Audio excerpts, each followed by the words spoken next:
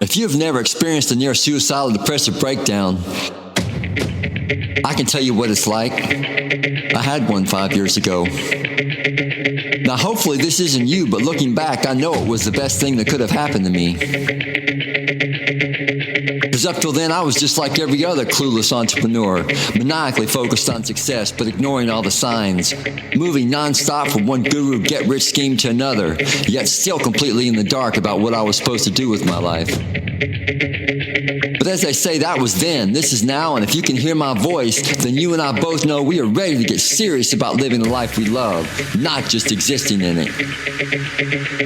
But how do we do it? Join me as I work with hundreds of entrepreneurs just like you to learn their insider secrets, what's working now, and more importantly, what hasn't. All to help you, the struggling entrepreneur, decode what's keeping you stuck, enabling you to live better, accomplish more, and truly become the person you want to be. Hi, my name is Bryan Forsythe, and welcome to Radically Unstuck. Hey, all right. Hey, welcome to Radically Unstuck podcast. This is Bryan Forsythe. I want to welcome you to the podcast. And I want to remind you, this is not just a podcast. This is a movement and a moment.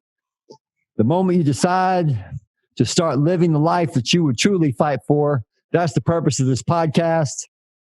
And with that, I want to introduce you to our guest, Paul. Paul is an entrepreneur. He is radically successful. I'm not going to spoil it for you. Go ahead, Paul. Tell us a little bit about yourself. Hey, man.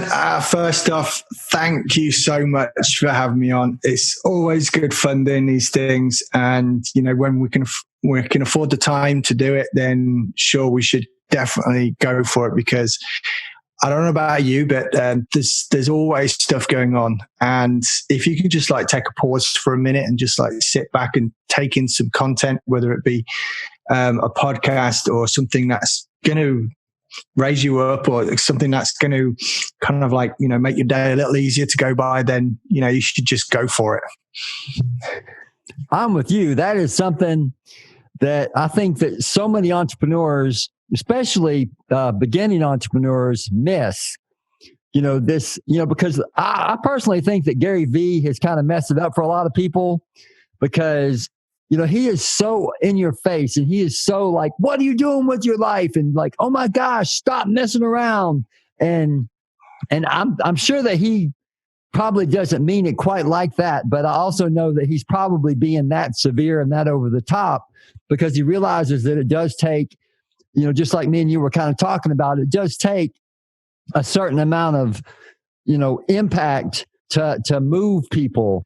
It's a little bit like your elders. If you like seeing the teenager kicking around after college and not doing much with himself, and they're like, go and get a job, you know, and it's like, go and do this, go and do that, you know, and it's literally like they had it so bad when they were growing up. They want stuff for you, you know, to be so much better. So they get all cranky when they see you sitting around doing flip-offs. So yeah, I totally get that, man. That's it's bang on, that is.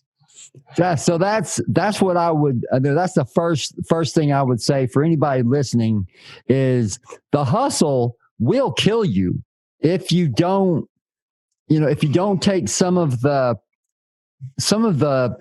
hidden gems that people are trying to tell you. And I'm sure I'm not the first person that said that, you know, all hustle all day will, you know, is essentially, you know, gonna kill you. It's gonna either kill you literally or kill you physically. So if you're doing the hustle, you know, you're trying to, and I understand you've got, you know, money stuff and you've got life stuff and big dreams and all that, but just give yourself a break, you know, like have, you know, I mean, you could probably say a little bit about this idea of having a structured life, which sort of gives you, you know, if you feel like you've done things and according to structure and according to like a plan, then it's a lot easier to take a break, right? Oh, yeah. I mean, I'm not a great fan of when people say side hustle and stuff like that, because even the word hustle implies that you've always got to be, you know, rushing along and doing stuff like that. So I'm going to introduce a phrase to you now. Now, if you've heard this one before, then, you're going to have to stop me on this one. But a great way to actually think about your life and what you're doing going forward. And the phrase is, stand back and let the dog see the rabbit. Now, I don't know if you've heard that one before. Stand back, let the dog see the rabbit. I kind of understand where that's coming from, but you can go ahead and explain that a little. Yeah, that's it. I mean, the whole idea behind it is, and I've spoken about this before as well, if you've got so much going on, and, you yourself there mentioned before, so like, if someone could get in my head for 10 minutes, what would be the message that came out? And my reply was, if they got in my head for 10 minutes, they would see probably about 600 different ideas every minute. And for them, it would be almost chaos. But for me, it's something that I've got used to over the years. But the way forward really is to try and not only plan, but become a little bit more disciplined on your time, because I think there has to be this work and life balance. Because if all you're doing, and especially if you have to still go out and do a day-to-day job, if all you're doing is you're getting up, you're rushing through your routine, and then you're heading out the door, then you've got the commute to work, then you're working like crazy all day, and then you got the commute home, and then you got the little bit of family time, and then you hop on the computer till the small hours in the morning. You can't keep that up mentally and physically. It's not possible. You have to kind of like sit back a little bit. And that phrase, sort of like stand back and let the dog see the rabbit, is probably something that will help people if they don't want their life to be as busy. They're just got to kind of like look back at their business, whatever they're doing, and think, right, what's working, what's not, and what shouldn't I be doing? And then you can start trying to take out the bits and pieces, which are really just kind of like busy doing nothing. Right. Because we can all be busy. I can be busy all day. Yeah. Right. My partner will attest to that as well. She'll always say, oh God, you're always busy. But yeah, you can be busy all day, and it might not be doing you any good because you're not working on the things that are going to make you more profitable longer term. I mean, my idea of sitting around watching YouTube videos for 8 hours a day in the hope that I'm going to learn something isn't an effective use of my time. I would much rather, if I wanted to increase my skill level, I would go out and actively seek out the people that are towards the top of their game or prominent on closer to my personal level, because I can't, get Gary Vee on the phone and start asking him about being omnipresent. Right. Because it would very politely, even if I did have his number, I'd say, who the fuck is this? And off you go. And that would be it. But if, if you go for someone who's not too far away from you, then a lot of times those conversations can get opened up. Or if they have like a product or a service that they provide, even our kind of course, then I'll invest in it because I know it's going to see me better in the future, because it shortens the learning curve. So I don't have to be as busy, because now I'm not, this just reminds me, right? Going back probably 6 months ago, I'd started working in this program and it's been extremely successful. But I remember getting to a point where I just needed to actually chop out a picture inside of Photoshop. Now, I'd never used Photoshop before. So I spent around 6.5 hours how to learn to find the exact bit of Photoshop to take one picture out and put the other picture in it. And I probably could have, I could have spent $5 and had someone do it on Fiverr for me, but I was determined to do it myself. Sure. And when I look back, I just think, what an idiot! What I've been telling all these people to like cut the time down and not mess around and all this, but there really was no decent videos out there or any sort of instruction on how to do this one precise thing. And I just thought, that's crazy. Like, because that's one of those questions that's like, it's just like one step below, right? Like you can Google, how to do this one particular thing. But if you get just one step below, just a little bit more granular, now you're spending like hours on YouTube. You're having to call the company, and it's like, because the internet, unfortunately, when you go to Google, you're going to get like this, you're going to get a river that's 1,000 miles long and 2 inches deep a lot of times, because the 2 inches is sort of what rises to the top. When you were actually looking for, you were looking like 5 inches deep or a foot, you know what I'm saying?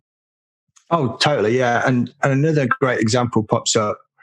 I remember a couple of New Year's back, had to wear a bow tie. And I thought, I'm not going to get the clip on. I actually wanted a proper bow tie. I'm going to do this myself. So there I am, New Year's Eve, right up to like 4:30 p.m., still trying to learn this thing through, again, instructional videos that you find online. Right. And I'm just thinking, if I would have quite happily paid the guy in store $20 to physically show me how to do it, because then I would have known myself almost instantly. And then I could have done those bow ties whenever I needed to for whatever event or anything going forward.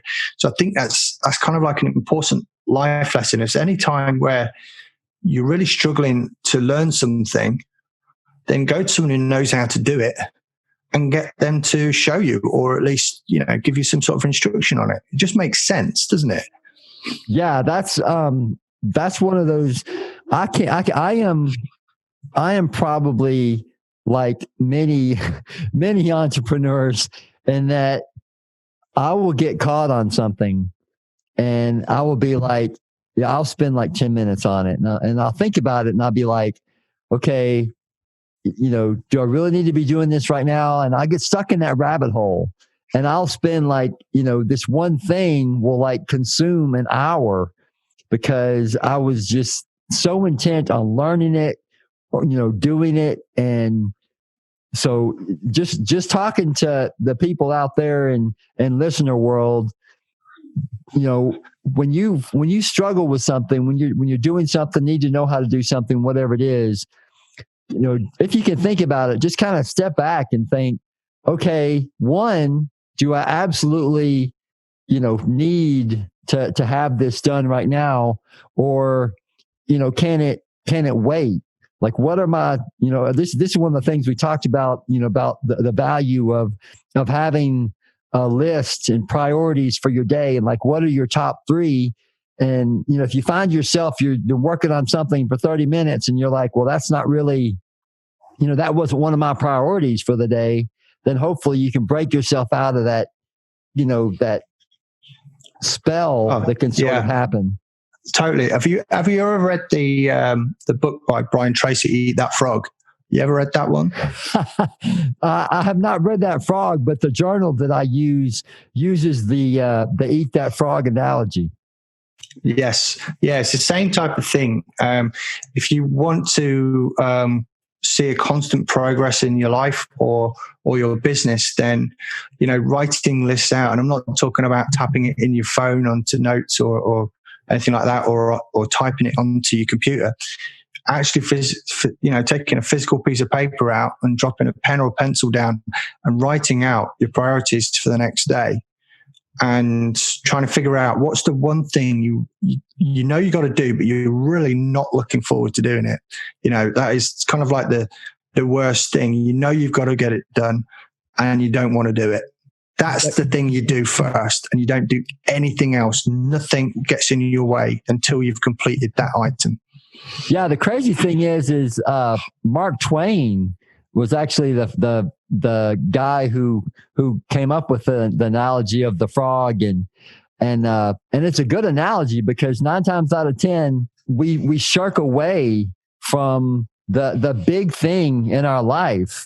One of the aims of this podcast is to get people to figure out what is keeping them stuck, and many times if you look at what people are doing, what's keeping them stuck is that they're not doing the thing that they most need to do, whether it's dealing with, in my case, for pretty much most of my life, dealing with the signs and symptoms of depression, and which almost killed me about 5 years ago.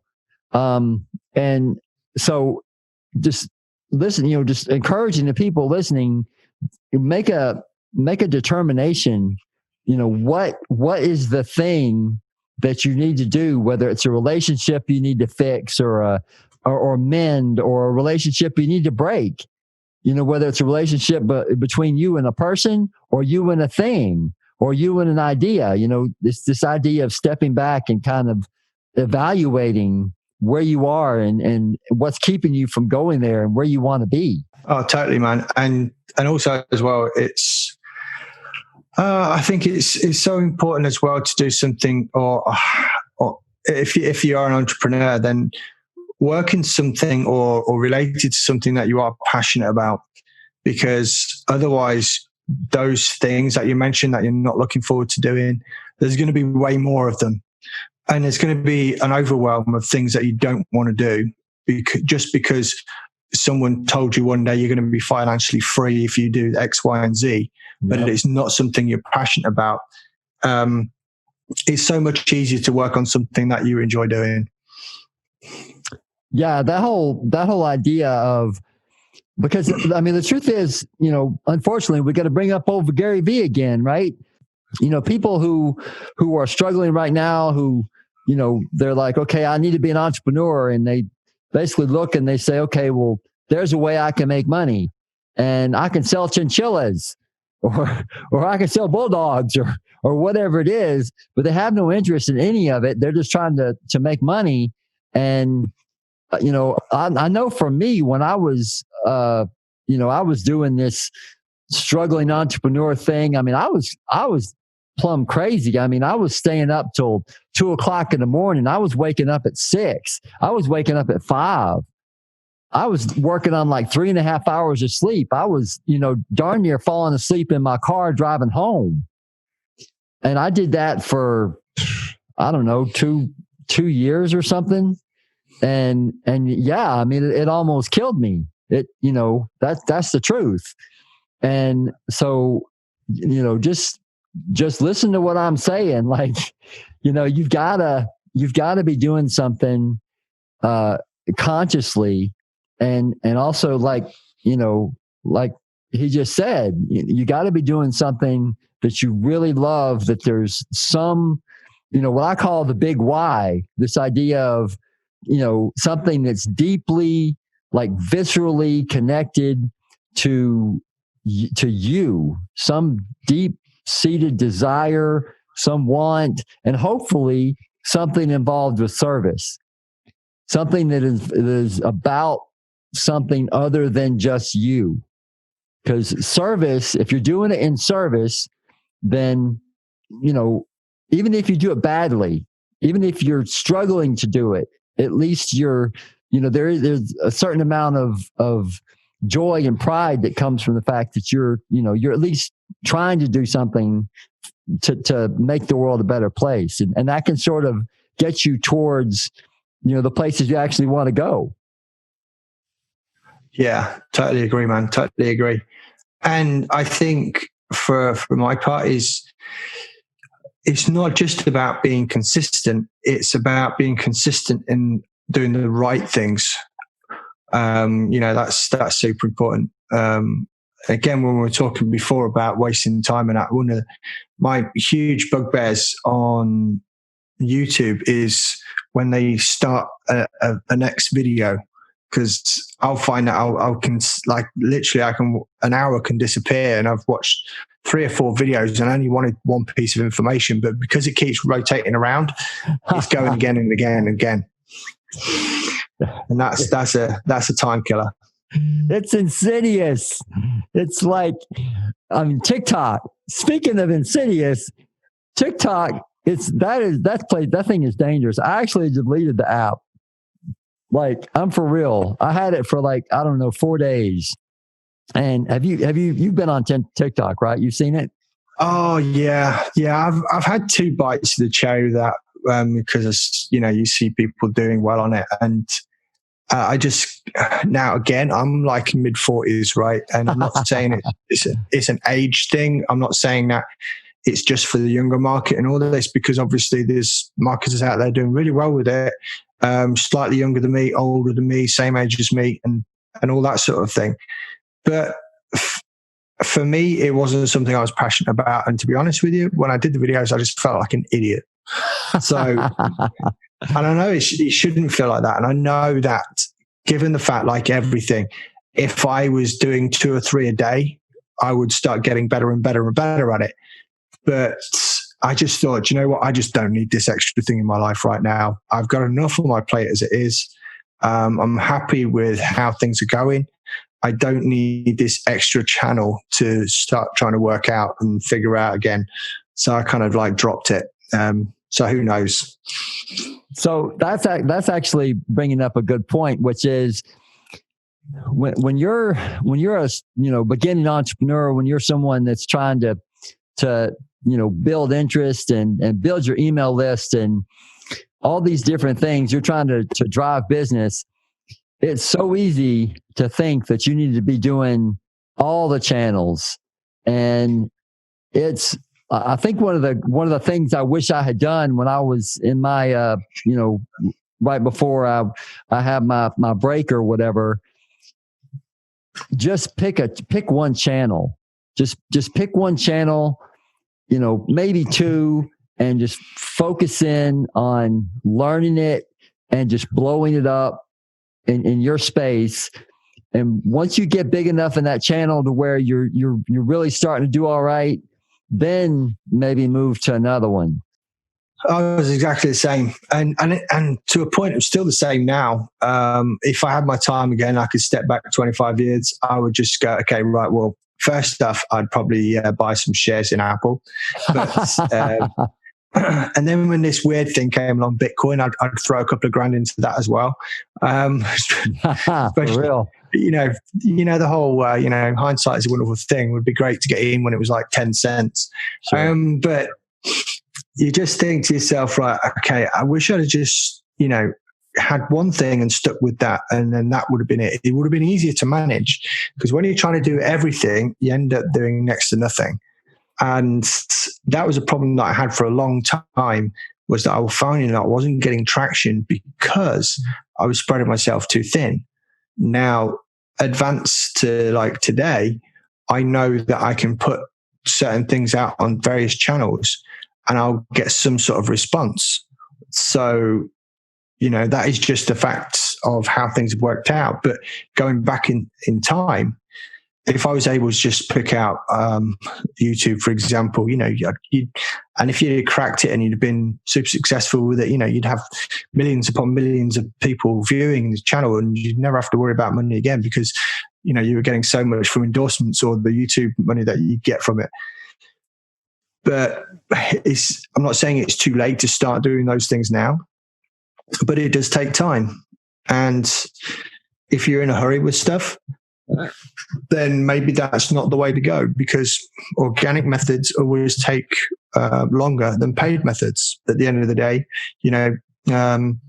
speed loves money. So, and it is a constant balance of, I always recommend to people, says, don't borrow money to start using paid ads. Don't even bother with paid ads until you're earning at least $1,000 a month, and then use that money. And that's the way forward. And don't just go out and try and do it all on your own. Don't do this lone wolf thing. You've got to get help if you want to shorten the learning curve. One of the things that I want to highlight is that the truth is that most of the things that you see that people are doing, whether it's affiliate marketing, whether it's, selling dogs, whether it's, being a Facebook marketer, like pretty much all of the things that you see, you can definitely make money at. Like all of them, somebody has made, a bunch of money doing. But the question is, what do you want to do? Because it all takes a certain amount of time. It all takes a certain amount of effort to build it.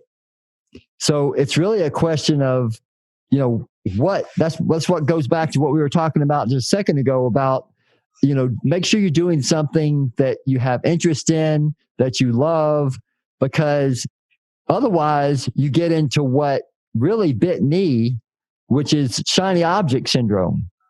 I mean, in the space of 2 years, I was like, I did like 6, 7 different things, like whole different things, everything from Shopify stores to, I did everything but sell dogs. I mean, I did like all kinds. At one time, I had like 108 websites. I think at the worst point, I think I had like 50 odd at one point, and I've slimmed them down now.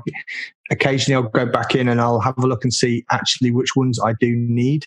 And I mean need, not just that would be nice to keep for a while. Right. These are functioning domains on a website that is actively being used. And then anything that's not, you just cut away. So you change the auto renew, because they're buggers at those hosting companies and domain companies, and they'll auto bill you when you come to the end of your contract. I think they should change that. They shouldn't be allowed to do that, because I remember getting a bill once from a domain host. It's like $170, and I thought, how on earth did that happen? I don't even use these guys that much. I've got like one old, really bad template website which no one sees or visits. How have I got that? And then when I went into it, it was a whole bunch of domains renewing. And I was like, oh shit, I don't even use these things. I've got to quit on them right now. And that's another thing to do as well. If you want to declutter and actually really, really drill down to what you're actually needing, you can go through your statements. Go through the last 3 months of if you're just using your bank or your credit card or whatever it is you use to buy stuff. Go and have a look and see what those regular payments have been over the last 3 months. Identify them, write them out, and then evaluate exactly if you need each item. Because I guarantee you there's going to be some stuff in there which you either completely forgot about or don't actually use that much, and you can save yourself a few $100 a year just by doing that. And it's so gratifying to see that decluttering almost, and thinking, right, great, I've freed up some cash. I've not got these bills to pay now because they're gone. And it's a little bit like, you ever have like a garage sale or something and you get rid of stuff. Oh yeah. It's just clutter. You didn't need it. I'm ashamed to say I've got stuff in the back of my car now that's been there 6 months, and I clearly haven't needed it because I would have got it out. So next time I roll by the collection center or something like that, I might just like dump it in there and just say, here you go, because I ain't using it. So speaking of, this idea of clutter, right? So it turns out that, I'm going to talk a little bit about the brain and all this different stuff for a second. So it turns out that your brain never forgets anything. And what is important about that is every agreement that you've ever made, your brain is still keeping track of it. If you made an agreement, like in my case, I still have this closet that I have been meaning to clean out. And the way that the brain works is it only has so much energy. And once the energy is gone, then your thinking, your decision making, all these things are dramatically lessened until, such time as you basically recharge, which usually means some type of sleep or meditation. So the problem with this is that all of the agreements in your life that you've made, somewhere in your mind, they are leaching out. They're leaching your brain power. And so one of the things that you might consider doing is to go through and try to find these major decisions or these major, things that you said you were going to do, these agreements that you've made with yourself or with someone else, and sort of mentally close the door and let your brain know that, you are no longer keeping that agreement, so that it will stop tracking. And that, talking about the clutter the clutter is actually an agreement. All the things that you're still keeping in your life that you don't actively use for something is part, because they're technically agreements and valuations that your brain is still keeping track of. So, speaking of what he was, you understand what I'm saying? Oh yeah. I'm taking this all, man. I'm writing notes as we speak. So just, if at all possible, declutter, get rid of those things. I mean, and I think one of the biggest examples of this is James Altucher. He basically gave away, his house. He had gone through this depression, and then he came out of it, and he sort of had this epiphany, and he calls a friend and says, here's the house, everything in it is yours. And he goes traveling around the country with like a burlap sack and a laptop. And, this is the same dude that, he's had multiple fortunes. One time I think he ran like an $86 billion venture capital fund. And, he said basically that he just, said, here you go, sell it or keep it. It's all yours. And he just walked away from it because, he felt like it was draining him. So listeners, please pay attention to that stuff. And if you have, if you need to, release the clutter, because it's a brain drain in a very real sense. Oh, totally, yeah. And I guess you can associate that with a lot of things in your life, so it's not just the closet that you've got to clear out. It could be, like I said, cutting out the stuff that you do on a day-to-day that you don't really need to do. It could be clearing out your stuff that you're not actually using, like I said before, about software and tools that you might be paying for, or domains that you're not using. There's a whole bunch of stuff you can relate that to, but you've also got to focus on not just the physical work of doing that, but look at the goal in mind. Look at the better feeling you're going to have about yourself. Get those endorphins coming out and think, once I've done that, I'm just going to feel so much better. Things are going to be so much easier because I'm not then tracking this, tracking that, doing this, doing that. I mean, it's crazy. I mean, there are so many things online now which makes your life as an entrepreneur more complicated. I mean, one of the things they say, you should always know your numbers, always know your numbers. And I remember these tools which allow you to track clicks to your link. And you just think, is that really a KPI you should be taking care of? No. If you're running a webinar, you don't want to know, really, you don't want to know how many clicks you're getting. You want to know, if you're running paid ads, how much it costs you to get a registrant. You don't need to know how many impressions has been that day. You don't need to know how many clicks you got that day. What you need to know is the key KPI, which is how much it costs you to get the result you're going for. Right. So there's just so much stuff out there. It's just, there's, BS or whatever you want to call it. But, you're picking on some really good points here, man. And I reevaluate my situation myself and look at things and think, right, do I need to do this? Do I need to do that? Am I really using effective use of my time and my brain and everything else that goes with it? And when you can sort of offload some stuff, then, it can make a big difference, and a happier life should follow, I think. All right. Hey, with that, I sure appreciate Paul being on. This has been awesome. It's actually helped me quite a bit.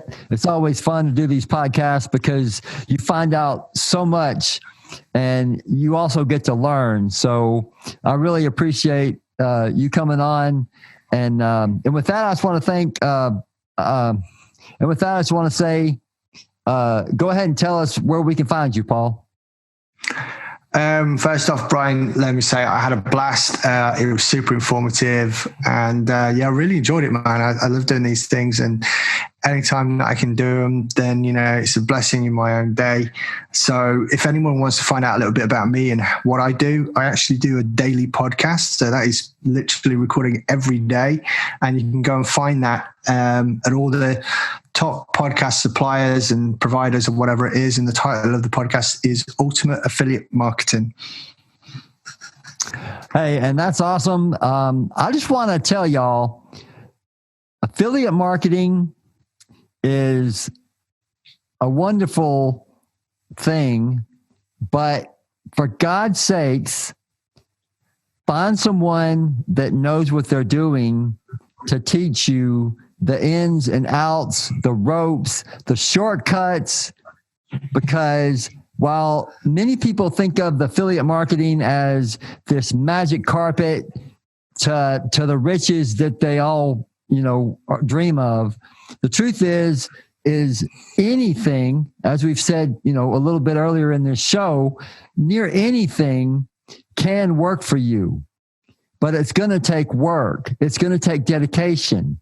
And the best thing you can do for yourself is to find someone who has done the thing that you want to do, because that is the magic carpet, because they can save you 10 years, 15 years, because they've already lived them. So they know all of the steps in between where you are and where you're trying to go. So whether it's affiliate marketing, whether it's, whatever it is, find someone and make sure that they are who they say they are, that they've done what you really want to do, and then invest in yourself. So with that, I just want to say to everybody listening, thank you for listening to this podcast. I hope that it has helped you. I hope that it has given you some valuable insights. And if it has, please do me a favor and go to this link and leave me a review and get yourself subscribed for the $50 gift card that we give out monthly to our listeners. That link is https://ratethispodcast.com/unstuck. And if you will hit that link and tell me how I'm doing, tell me what you like, tell me what you don't like, I will appreciate it. And of course, you may win that $50 gift card that we give out. And with that, I just want to thank you. I want to thank my guests. All of my guests are amazing. I really appreciate them coming on the show and sharing their stories, sharing their heart. And with that, peace, y'all. Peace, y'all. Peace, y'all. Peace, y'all. Peace, y'all.